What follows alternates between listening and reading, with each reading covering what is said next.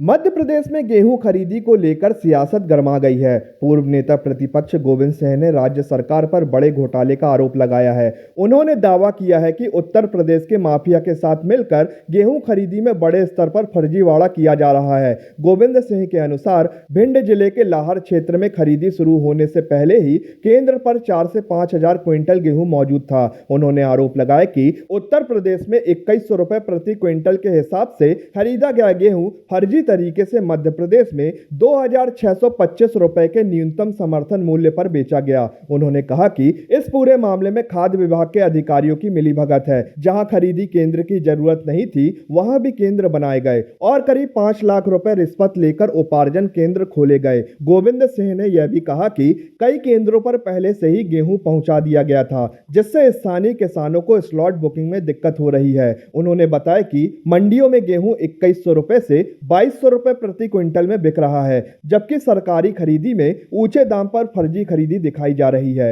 उन्होंने दावा किया कि इस घोटाले का वीडियो भी सामने आया है, जिसे उन्होंने मीडिया के सामने प्रस्तुत किया। उनके अनुसार भिंड तहसील द्वारा की गई कार्यवाही में इस गड़बड़ी का खुलासा हुआ है। महिला आरक्षण को लेकर भी गोविंद सिंह ने प्रतिक्रिया दी। उन्होंने कहा कि यह बिल पहले ही पारित हो चुका है और राहुल गांधी द्वारा संसद में कही गई बातों से वे सहमत हैं। इसका जवाब हमारे नेता राहुल गांधी ने दे दिया है।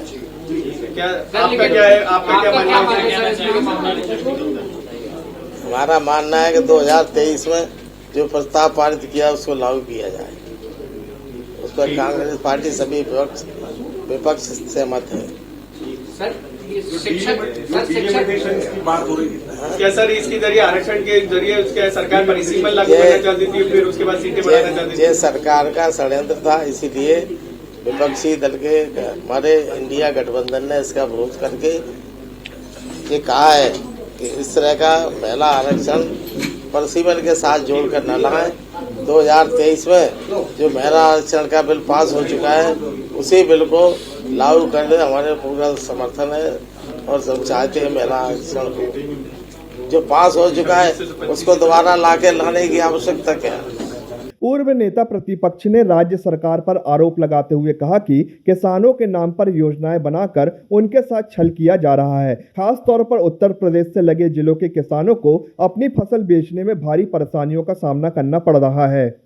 ऐसा है, माफिया तो 90% मध्य प्रदेश के हैं, वहाँ से लाते हैं, दलाल 5 लगे हैं, दलालों से गाँव से लेके आते हैं और यहाँ स्टॉक कर लेते हैं और फिर समर्थन मूल्य के लेके जो मध्य प्रदेश की सरकार जो बोनस दे रही है और समर्थन मूल्य से चूंकि बाजार में भाव कम है इसलिए 2100 रुपए में खरीद करके कुंटल प्रति कुंटल इकट्ठा कर लिया और सोसाइटी के वो नाम स्लॉट अलग अलग पंजीयन से जिनके खेत आपके कई जगह तो जो हुआ है कि हमारे नाम जमीन कर दी पंजीयन, आप लोगों के नाम है, एक नाम पर फर्जी जमीन के पंजीयन कर दिए।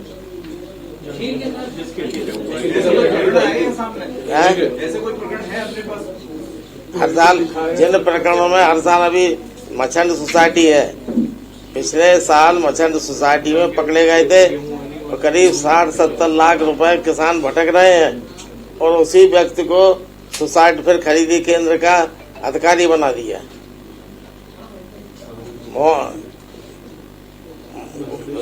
गोवा विधानसभा क्षेत्र में जमदारा है जहाँ पर बताते परशुराम की भगवान की जन्म स्थित है। वहाँ की सोसाइटी में जिस सोसाइटी को पकड़ा गया था गेहूं वो और कैसे पकड़ाया था गांव वालों ने और उसी सोसाइटी के सेल्समैन को, जबकि नियमों में है कि विक्रेता सेल्समैन को खरीदी का प्रभार नहीं बना दिया सकता, लेकिन जमदारा सोसाइटी में इसको विक्रेता को सेल्समैन को बना दिया खरीदी के, जबकि सहकारिता के नियम में स्पष्ट लिखा है कि सेल्समैन बेचेगा, खरीद का प्रभारी इंचार्ज नहीं बनाया जाएगा। पिछले वर्ष ही बिकाया था, इसलिए ऐसे बन रहा है।